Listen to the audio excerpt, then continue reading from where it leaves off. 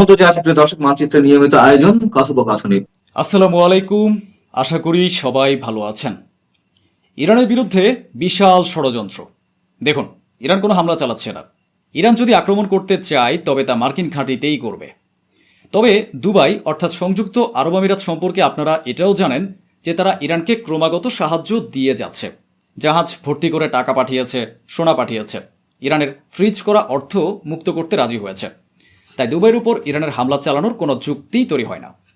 কিন্তু গতকাল হঠাৎ করে দুবাই বা ইউএই দাবি করল যে ইরানের একটি ক্ষেপণাস্ত্র দুবাইয়ের ভেতরে প্রবেশের আগেই বাইরে পড়ে গেছে এবং আরেকটি ক্ষেপণাস্ত্র দুবাইয়ের ভেতরে আমাদের ভূখণ্ডে প্রবেশ করে সমুদ্রে গিয়েই পড়েছে। উভয় ক্ষেপণাস্ত্রই ইরানের এবং সমুদ্রে পড়েছে, একটি দুবাইয়ের বাইরে এবং অন্যটি দুবাইয়ের ভেতরে। এখানে ইরান স্পষ্ট জানিয়েছে যে তারা কোনো আক্রমণই করেনি। ইরানের কর্মকর্তারা বলেছেন, আমরা আক্রমণ করিনি। ইরানের গণমাধ্যম জানিয়েছে ইরান কোনো আক্রমণ চালায়নি। আমরাও নিশ্চিত করছি ইরান আক্রমণ করতেই পারে না। এই মুহূর্তে ইরান ও ইউএই এর সম্পর্কের পেছনের যুক্তিটি হলো, প্রথমত, যদি ইরান আক্রমণ করত তবে কি ইউএই তা আটকাতে পারত? এ পর্যন্ত পুরো যুদ্ধে ইউএই ইরানের একটি ক্ষেপণাস্ত্র আটকাতে পারেনি এবং ইউএই এর কি হাল করেছে ইরান তা আপনারা দেখেছেন।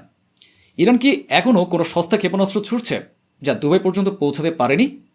সীমান্ত পার হয়ে ক্ষেপণাস্ত্র তার ভেতরে প্রবেশ করতেই পারেনি, একটি জলে পড়েছে। দ্বিতীয় ক্ষেপণাস্ত্রটি যখন পড়ল তখন কোথাও কোনো বিস্ফোরণ ঘটেনি, দুবাই তা আটকাতেও পারেনি। অর্থাৎ এত কম পাল্লার ক্ষেপণাস্ত্র ইরান ইউএই এর উপর ছুটছে, এটা হতেই পারে না। তাহলে এটা কি হয়েছে? এটি একটি ষড়যন্ত্র। আমি তো বলেই যাচ্ছি, এখন অঞ্চলে যখন সবাই ইরানকে ভয় পাচ্ছে, সবাই ইরানের সাথে বিরোধ এড়িয়ে চলছে, তখন এটি ইসরায়েলের কোনো ফলস ফ্ল্যাগ অ্যাটাক হতে পারে। অর্থাৎ ইসরায়েলি এই হামলা চালিয়ে থাকতে পারে, কারণ নেতানিয়াহু চান না এই যুদ্ধ শেষ হোক। কারণ ইসরায়েলের নির্বাচন আসছে, নেতানিয়াহু তার সমর্থন হারিয়ে ফেলছেন, লোকজন তাকে আর সমর্থন করছে না। এদিকে আমেরিকাতেও ডোনাল্ড ট্রাম্পকে মাত্র 30 থেকে 33% মানুষ সমর্থন করছে। অবস্থা খুবই খারাপ। বিষয়গুলো বুঝে নেবেন। এখন ইসরায়েল হঠাৎ করে যুদ্ধের পরিবেশ তৈরির চেষ্টা করছে। ইরানের সংসদ স্পিকার এলাকার পরিস্থিতি নিয়ে আলোচনার জন্য 3 দিনের সফরে ইরাক যাওয়ার কথা রয়েছে। ওদিকে তুরস্কের president Recep Tayyip Erdogan Donald ট্রাম্পকে ফোন করে বলেছেন, এবার অনেক হয়েছে, আপনারা ইরানের সাথে কথা বলুন এবং ইরানের সাথে চুক্তি করে নিন। ইরানের কৃষিমন্ত্রী বলেছেন, আমাদের উপর যে অবরোধ বা ব্লকেজ আরোপ করা হয়েছে তাতে আমাদের উপর কোনো প্রভাব পড়ছে না, কারণ আমাদের কোনো কিছুরই কমতি নেই। আমাদের রিজার্ভের কোনো দরজাই খোলার প্রয়োজন পড়েনি। অর্থাৎ আমরা যে খাদ্য, পানি ও শস্য মজুদ বা রিজার্ভ করে রেখেছি তার দিকে আমরা ফিরেও তাকাইনি। আমাদের কাছে প্রচুর পরিমাণে সব কিছু রয়েছে, কোনো কিছুরই কোনো ঘাটতি নেই। আপনাদের স্ক্রিনে যিনি আছেন তিনি হলেন ইরানের জেনারেল কমান্ডার মোহাম্মদ রেজা নাকতি। তিনি বলেছেন, হরমুজ প্রণালী আমাদের এবং আমাদেরই থাকবে, পরিস্থিতি আর কোনো পরিবর্তন হবে না। আমেরিকার জন্য সবচেয়ে সহজ রাস্তা হলো হরমুজ প্রণালীতে এসে চুক্তি করে নেওয়া। অন্যথায় চুক্তি করার জন্য যে বিকল্প রাস্তাগুলো রয়েছে তা আমেরিকার জন্য অত্যন্ত ব্যয়বহুল প্রমাণিত হবে।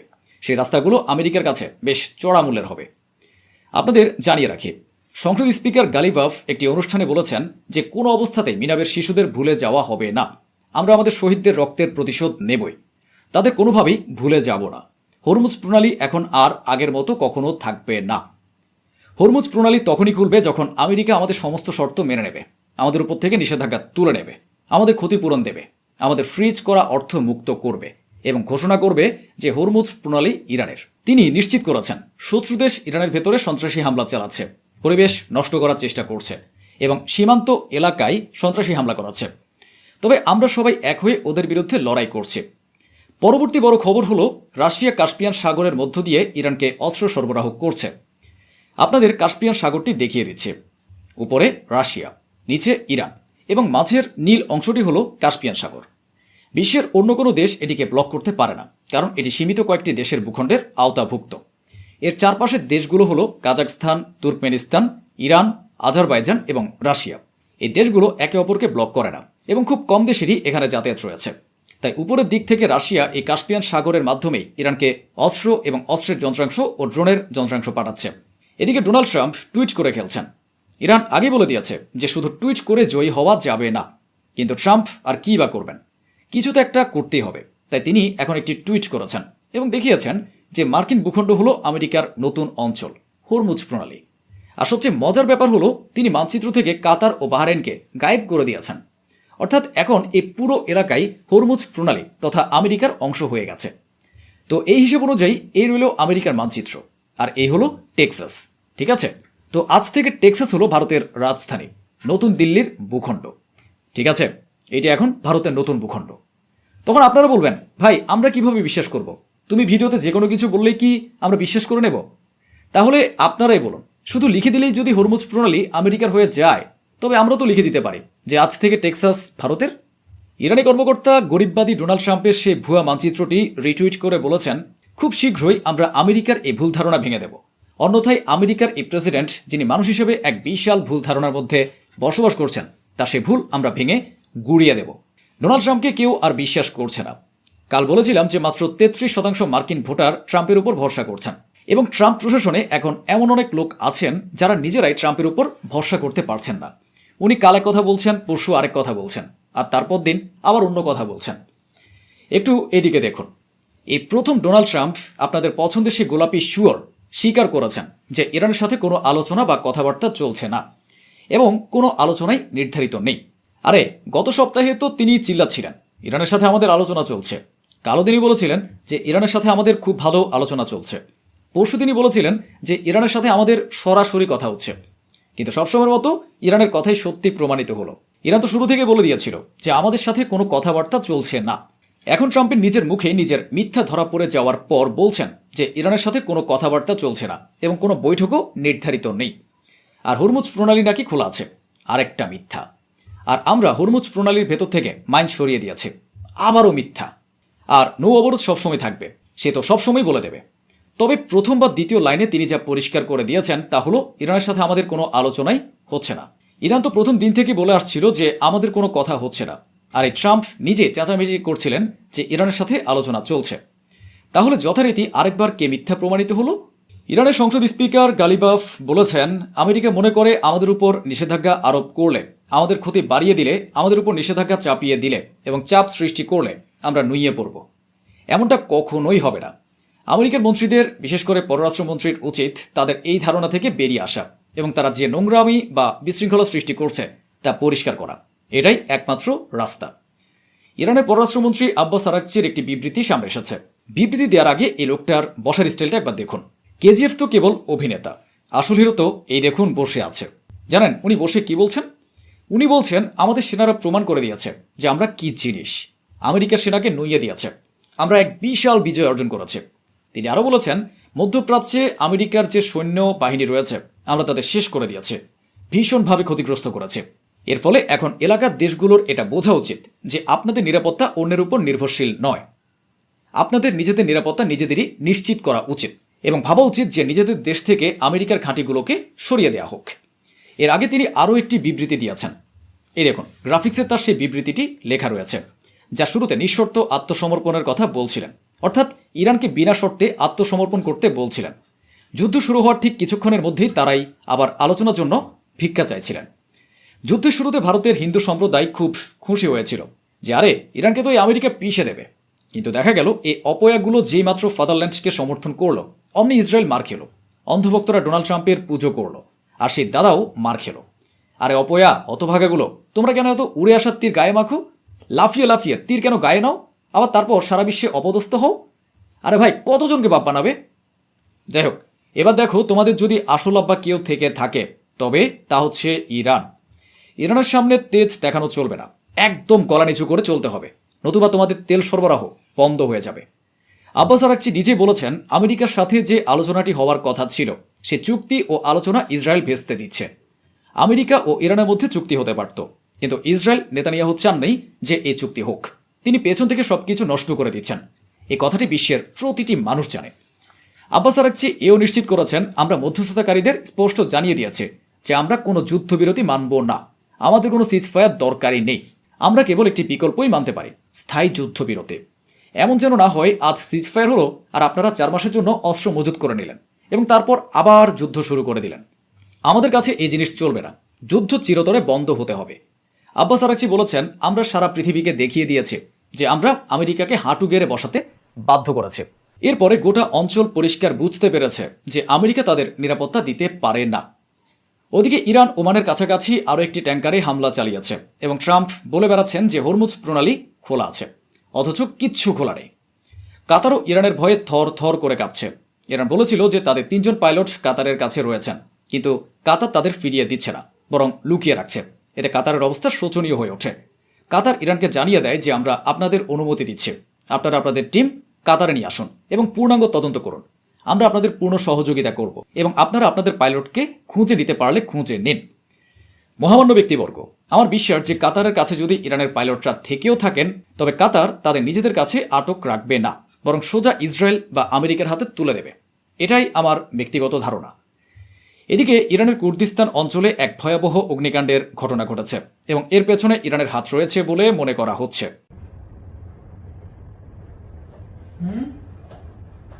Galera, o que é? Uma sala aí.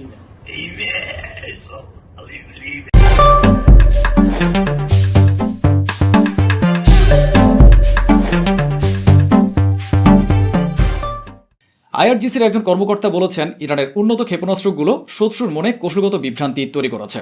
আমাদের ক্ষেপণাস্ত্রগুলো অত্যন্ত বিপজ্জনক প্রমাণিত হয়েছে এবং হরমুজ প্রণালীটি পারমাণবিক অস্ত্রের সমতুল্য। তাই আমরা কোনো অবস্থাতেই হরমুজ প্রণালী হাতছাড়া করব না। আসসালামু আলাইকুম প্রিয় দর্শক, সবাইকে স্বাগত জানাচ্ছি তুরস্ক থেকে। আমি জাহিদুল ইসলাম। সিরিয়া থেকে একটা বড় ঘোষণা আছে, একটা বড় সংবাদ আছে। সিরিয়া এমন একটা ঘোষণা দিয়েছে যাতে ইসরায়েলের গত 40 বছরের সকল পরিশ্রম, সকল বিনিয়োগ সবকিছু গঙ্গার জলে গিয়েছে, ব্যর্থ হয়েছে, পণ্ড হয়েছে। কি সেই ঘোষণা? সেই ঘোষণাটি সিরিয়ার সরকার নয়, দিয়েছে সিরিয়ার কুর্দিশ বাহিনীর সেনাপ্রধান মজলুম আবাদি। সিরিয়ার কুর্দিশ বাহিনীর তথাকথিত প্রধান জেনারেল মজলুম আবাদি ঘোষণা দিয়েছে সিরিয়ার কুর্দিশ সেনাবাহিনীর সবাই সিরিয়ার সেনাবাহিনীতে অন্তর্ভুক্ত হয়েছে। তাদের সিরিয়ার সেনাবাহিনীতে যোগদানের কাজ পরিপূর্ণরূপে সমাপ্ত হয়েছে। তাদের যে ইন্টিগ্রেশনের চুক্তি হয়েছিল গত জানুয়ারিতে, ডিসেম্বর শেষ হওয়ার আগেই সেই কাজ কমপ্লিট হয়েছে। সিরিয়ার এসডিএফ বা কুর্দি বাহিনী সিরিয়ার সেনাবাহিনীতে যোগ দেওয়ার কারণে এর কি প্রভাব পড়বে, কেন এটা সারা আহমেদ সারা জুলানি এবং এরদোয়ানের বিজয়, কেন এটা ইসরায়েলের পরাজয়, কেন এই ঘটনাটি ইসরায়েলের সিরিয়াতে আর কোনো খেলার সুযোগ রাখছে না, সেই বিষয়টি নিয়ে বিস্তারিত জানাবো মানচিত্রের মাধ্যমে আজকের লাইভে। এবং সিরিয়া নিয়ে তুরস্ক ইসরায়েলের উত্তেজনা, সবশেষ পরিস্থিতি এবং নেতানিয়াহু কি বলছে, এই সব বিষয় নিয়ে গুরুত্বপূর্ণ সংবাদ জানাবো। প্রিয় দর্শক, আপনারা দেখছেন তুরস্ক থেকে প্রচারিত তুর্কিয়ে পিডিয়া নিউজ। আজ 21 আগস্ট সবশেষ জিওপলিটিক্যাল সিচুয়েশন অ্যানালাইসিস করব। আমাদের সাথে যোগ দিয়েছেন ভারত থেকে মনিরুল ইসলাম, চুয়াডাঙ্গা থেকে তরিকুল ইসলাম, বিভিন্ন জেলা থেকে, রাজশাহীর বাঘা পৌরসভা থেকে দেখছেন একজন ভাই, মিঠামাইন কিশোরগঞ্জ থেকে, শরীয়তপুরের ছেলে ঢাকার বনানী থেকে সালাউদ্দিন, সবাইকে স্বাগত জানাচ্ছে। প্রিয় দর্শক, ইসরায়েল সিরিয়াকে ঘিরে একটা গভীর পরিকল্পনা করেছিল। আপনারা যে মানচিত্রটি দেখছেন, এই মানচিত্রটি ছিল নেতানিয়াহুর পরিকল্পনা। কি সেই পরিকল্পনা? হলুদ যেই অংশটি, এই অংশটি কুর্দিশদের হাতে দিয়ে দেওয়া হবে, যেটা সিরিয়ার 3 ভাগের 1 ভাগ। শুধু 3 ভাগের 1 ভাগ না, সিরিয়ার সকল খনিজ সম্পদের 70 ভাগ, তেল, গ্যাস, এই সব কিছু। শুধু তাই নয়, ইসরায়েলের সীমান্ত থেকে জর্ডান এবং ইরাকের সীমান্ত হয়ে এই দিক থেকে একটা করিডোর তৈরি হবে। সেই করিডোরটা কুর্দিশ এলাকার সাথে যুক্ত হবে। এটাকে বলা হয় দাউদ করিডোর বা ডেভিড করিডোর। এবং ইসরায়েল তার ইচ্ছামতো অস্ত্র সরঞ্জাম কুর্দিশ এলাকায় পাঠাবে, আর এই কুর্দিশরা নিয়ন্ত্রণ করবে সিরিয়ার সাথে ইরান এবং তুরস্কের সীমান্ত। তাহলে চাইলেই কুর্দিশদের মাধ্যমে তুরস্ক, সিরিয়া এবং ইরান সরকারের বিরুদ্ধে একটা প্রক্সি যুদ্ধ চালাতে পারবে ইসরায়েল। পরিকল্পনাটি এমনই ছিল, কিন্তু সেই পরিকল্পনাটিকে পরিপূর্ণরূপে নস্যাৎ করে দিয়েছে তুরস্ক, সিরিয়া। এবং তাতে অল্প রক্তপাতের মাধ্যমে এই বিজয় সম্ভব হয়েছে। আমরা তুর্কিপিডিয়া লাইভে আপনাদেরকে জানিয়েছিলাম সিরিয়ান বাহিনী কিভাবে আলেপ্পো থেকে তাড়িয়ে দিয়েছিল কুর্দিশ বাহিনীকে, তারপর কিভাবে তাদের ধাওয়া করেছিল দেইর জোহর, তারপর তাদেরকে ধাওয়া করেছিল একদম তাদের কুর্দিশ এলাকা পর্যন্ত, বাধ্য করেছিল অস্ত্র সমর্পণ করতে। সেই যুদ্ধে খুব বেশি মানুষ মারা যায়নি, সেই যুদ্ধটি খুব দীর্ঘায়িত হয়নি। হঠাৎ করে একদিন সকালে একটা অপারেশন চালিয়েছে, 2 দিনের মধ্যে কেল্লা ফতে। যুদ্ধগুলো এইরকম হলে রক্তপাত কম হয়, প্রাণহানি কম হয়। আমাদের প্রিয় রাসূল সাল্লাল্লাহু আলাইহি সাল্লাম জীবনে অল্প কিছু যুদ্ধ করেছেন, প্রতিটি যুদ্ধে প্রাণহানির ঘটনা ঘটেছে খুবই কম, এবং সব যুদ্ধ মিলিয়ে 10,000 মানুষও মারা যায়নি, সম্ভবত 5,000 মানুষও মারা যায়নি, কিন্তু পুরো আরব জাহান ইসলামের পতাকা তোলে চলে এসেছিল। মুসলমানদের যুদ্ধগুলো এরকম, যুদ্ধ হবে অল্প সময় কিন্তু তার ইম্প্যাক্ট হবে লং লাস্টিং। অন্যদিকে ওয়েস্টের পশ্চিমাদের যুদ্ধগুলো বছরের পর বছর ধরে চলে। ইরাকে যুদ্ধ করেছে 20 বছর, কিছুই পায়নি আমেরিকা।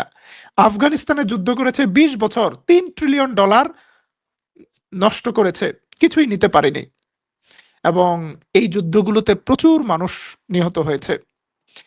প্রিয় দর্শক, আজকে সিরিয়াতে যে খেলাটা দেখালো আহমেদ সারা জোলানি, সেই খেলার অনেকগুলো দিক আছে। তার মধ্যে সিরিয়ার তুরস্ক সীমান্ত থেকে এখন কোনো কুর্দিশ বাহিনী বা কোনো বাহিনীর পক্ষ থেকে তুরস্কের বিরুদ্ধে হামলা চালাবে অথবা সিরিয়ার বিরুদ্ধে হামলা চালাবে, সেই সম্ভাবনা শেষ। এখন আহমেদ সারা জোলানি এবং এরদোয়ান নিশ্চিন্ত মনে নজর দিতে পারবে সিরিয়ার সাথে ইসরায়েলের যে সীমান্ত রয়েছে, গোলান মালভূমির দিকে সিরিয়ার দারা এলাকা যেটা ইসরায়েল দখল করার চেষ্টা করছে, সিরিয়ার সুয়াইদা এলাকা যে এই জায়গাটা ইসরায়েলের প্রক্সি গ্রুপ দ্রুজ মিলিশিয়ারা দখল করে রেখেছে। ঠান্ডা মাথায় পরবর্তী চাল চালছে সিরিয়া, এবং সিরিয়ার পররাষ্ট্রমন্ত্রী ইতিমধ্যে পৌঁছে গিয়েছে ইসলামাবাদে। সিরিয়া তুরস্কের পাশাপাশি পাকিস্তানের সাথেও সুদৃঢ় সম্পর্ক তৈরি করছে। গত 19 বছরের মধ্যে এই প্রথম সিরিয়ার পররাষ্ট্রমন্ত্রী পাকিস্তানে গিয়েছে, এবং সেখানে ব্যাপক সংবর্ধনা পেয়েছে। পাকিস্তানের প্রধানমন্ত্রী শাহবাজ শরীফ এবার সিরিয়ার প্রেসিডেন্ট আহমেদ সারা জুলানিকেও ইসলামাবাদে দাওয়াত দিয়েছে। চলুন একটা প্রতিবেদন দেখে আসি। زيارة تاريخية وحضرتك يعني مختص في الشأن الباكستاني، كيف تتابع زيارة معالي وزير الخارجية والمغتربين أسعد حسن الشيباني إلى العاصمة الباكستانية؟ সিরিয়ার পররাষ্ট্রমন্ত্রীর সাথে খুবই আন্তরিক পরিবেশে কথা বলেছেন পাকিস্তানের পররাষ্ট্রমন্ত্রী, পাকিস্তানের প্রধানমন্ত্রী, পাকিস্তানের প্রতিরক্ষা মন্ত্রী, পাকিস্তানের ঊর্ধ্বতন কর্মকর্তাদের সাথে দীর্ঘ বৈঠক হয়েছে, এবং সিরিয়াকে সব ধরনের সহায়তা করার প্রতিশ্রুতি দিয়েছে পাকিস্তান। আগামী সময়গুলোতে যদি সিরিয়াকে পাকিস্তান, তুরস্ক, সৌদি আরবের যে আহ, জোট রয়েছে সেই জোটের ভেতরে অন্তর্ভুক্ত করা হয়, তাহলেও অবাক হওয়ার কিছু থাকবে না। এমন একটা সম্ভাবনা নিয়ে কাজ চলছে। তাহলে যেটা হবে, সিরিয়ার ভূখণ্ডে আক্রমণ করা মানে পাকিস্তান, তুরস্ক, সৌদিতে আক্রমণ করা হবে। সুতরাং ইসরায়েলের জন্য খেলাটা সহজ হবে না। ঠান্ডা মাথায় পরবর্তী কৌশল নির্ধারণে কাজ করছে তুরস্ক, সৌদি, পাকিস্তান এবং মিশর, সবাই মিলে সিরিয়ার পাশে আছে। এবং সিরিয়াকে নতুন করে কোনো ব্যাটেল ফিল্ডে তৈরি না করা, সিরিয়াতে নতুন করে কোনো রক্তপাত না করা, সিরিয়ার মানুষকে আবারও যেন নিজের দেশ ছেড়ে পালাতে না হয়, সেই বিষয়টা নিশ্চিত করা। সে কারণেই নেতানিয়াহুর কোনো উস্কানিতে পা দিচ্ছে না কেউ, বরং নিজস্ব পরিকল্পনা নিয়ে এগোচ্ছে। এদিকে নেতানিয়াহু নির্বাচনী ক্যাম্পেইনকে সামনে রেখে একটা খালি এয়ারপোর্টে হামলা চালিয়ে বীরত্ব জাহির করেছে, এবং নেতানিয়াহু বলছে যে তুরস্কের সৈন্যরা যেন কোনোভাবে সিরিয়াতে ঘাঁটি না গাড়তে পারে, সেজন্য ওই আক্রমণ। কি বলছে নেতানিয়াহু, একটু শুনে আসি। Don't. המסר עבר? המסר עבר, אבל אנחנו לא נסבול התבססות צבאית טורקית שיורדת דרומה, כי היא מאיימת עלינו. את זה העברנו באופן כללי. עכשיו אנחנו ראינו שיש כוונה של טורקיה להתבסס בשדה תעופה דרומית לקו שלה, קרוב לחלב, והעברנו מסר. איך אגיד לך את המסר? Don't. המסר עבר? המסר עבר, אבל כנראה שלא לא שמעו אותו, אז নেতানিয়াহু বলছে আমরা তুরস্ককে একটা শিক্ষা দিতে চেয়েছি, তুরস্ক যেন সিরিয়ার ভেতরে সৈন্য না পাঠায়। সাংবাদিক জিজ্ঞেস করেছে তুরস্ক কি আপনার মেসেজ গ্রহণ করেছে? নেতানিয়াহু বলছে মনে হয় না তারা আমার মেসেজ গ্রহণ করেছে। অর্থাৎ তুরস্ক সিরিয়াতে যেভাবে অস্ত্র পাঠাচ্ছে, যেভাবে সিরিয়ার সেনাবাহিনীকে সহযোগিতা করছে, তুরস্ক সেটা কন্টিনিউ করে যাবে। নেতানিয়াহু এখানে তুরস্ককে খুব একটা বাধা দিতে পারবে না। এখন প্রশ্ন হলো তুরস্কের সেনাবাহিনী সিরিয়াতে আছে কিনা। তুরস্কের সেনাবাহিনী সিরিয়াতে আছে। তুরস্ক সিরিয়ার অন্তত 5% এলাকাতে তাদের সেনাবাহিনী মোতায়েন করে রেখেছে বাশার আল আসাদের সময় থেকে। এই যে আলেপ্পো শহরের আশেপাশে ইদলিবে তুরস্কের ব্যাপক সৈন্য মোতায়েনের যে ছবিটি রয়েছে, তুরস্ক সরাসরি সেনাবাহিনী মোতায়েন করে আহমেদ সারা জোলানি সহ ফ্রি সিরিয়ান আর্মিকে প্রোটেকশন দিয়েছে। এবং সিরিয়ার যে যুদ্ধ, সেই যুদ্ধে মজলুম মানুষদের পাশে দাঁড়িয়েছিল তুরস্ক। শুধু নিজের ভূখণ্ড খুলে দেয়নি, নিজের সেনাবাহিনীকে দিয়েও প্রোটেকশন দিয়েছে। যারা সিরিয়ার বিষয়গুলো জানেন তারা জানবেন যে সিরিয়ার যে মানচিত্র সেটা একদিনে তৈরি হয়নি। গত 10 বছর সিরিয়া পরাশক্তিদের খেলার একটা মাঠে পরিণত হয়েছিল। সিরিয়ার মধ্যে রাশিয়ার সৈন্য ছিল, সিরিয়ার মধ্যে আমেরিকান সৈন্য ছিল, সিরিয়ার মধ্যে ইরানি সৈন্য ছিল। তুরস্ক এবং আহমেদ সারা জোলানি একে একে সবাইকে প্যাকেট করে বাড়িতে পাঠিয়েছে। ইরানি মিলিশিয়াদেরকে ইরানে পাঠিয়েছে, রাশিয়ান সৈন্যদেরকে রাশিয়া পাঠিয়েছে, আমেরিকান সৈন্যদেরকে আমেরিকা পাঠিয়েছে। এখন অল্প কিছু ইসরায়েলি সৈন্য এবং দ্রুজ বিদ্রোহী মিলিশিয়া আছে, তাদের জন্য সময় মতো তাদের আপন ঠিকানায় পাঠানো হবে। গত 10 বছরে সিরিয়াতে কি হয়েছে? এই যে লাল মানচিত্রটি একসময় পুরো সিরিয়া বাশার আল আসাদের দখলে ছিল, তারপর সেখানে বিদ্রোহ শুরু হয় 11-12 সালে। সবুজ মানচিত্রটি দেখা যাচ্ছে বিদ্রোহীরা বিশাল এলাকা জয় করে নেয়। তখনই রহস্যজনকভাবে উত্থান হয় মার্কিন যুক্তরাষ্ট্রের গোয়েন্দা সংস্থা সিআইএ এর মদতপুষ্ট আইএস নামক একটা গোষ্ঠীর, যারা খেয়াল করুন সবুজ এলাকাগুলো দখল করছে। অর্থাৎ সিরিয়ার জনগণ যে এলাকাটা বাশার আল আসাদ থেকে মুক্ত করেছিল সেই এলাকাটা তারা দখল করেছিল এবং এই এলাকাটা দখল করে তারা কুর্দিশদের হাতে তুলে দেয়। একটা নাটক চলছিল।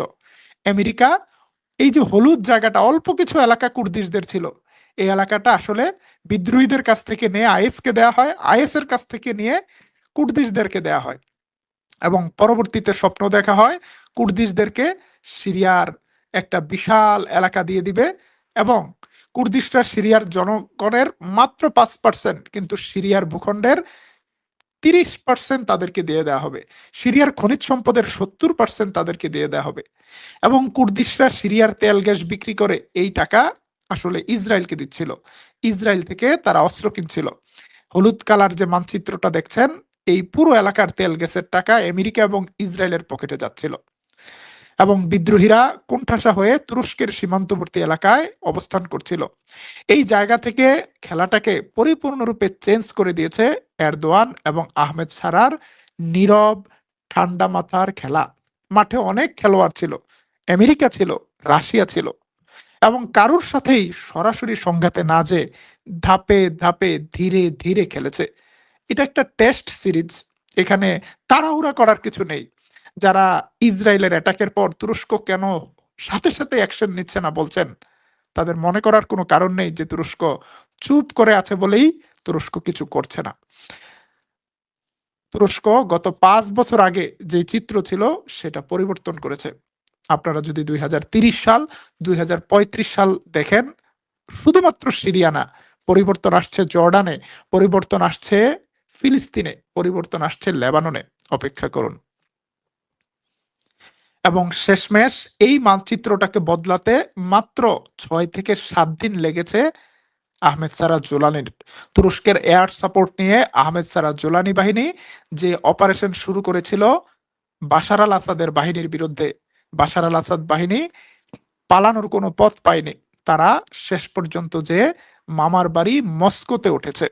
বাশার আল আসাদ মস্কো পালিয়ে যাওয়ার পর আর একটা সাউন্ড تحررت سوريا بفضل الله أولا ثم بفضل كل إنسان ناضل في الداخل والخارج এবং এখন সেই মানচিত্রটা আর হলুদও নেই, পুরো সিরিয়ার মানচিত্র সবুজ। সিরিয়ার মাত্র 1% জায়গা ইসরায়েল দখল করে রেখেছে এবং ইসরায়েল থেকে এটাকেও ফেরত নেয়ার জন্য সিরিয়া তাড়াহুড়া করছে না, সময় মতো সিরিয়া অ্যাকশনে যাবে। ইন্টারেস্টিং বিষয় হলো, যেই কুর্দিশ বাহিনী সিরিয়ার বাহিনীতে যোগ দিয়েছে তাদেরকে যদি এখন ইসরায়েলের সীমা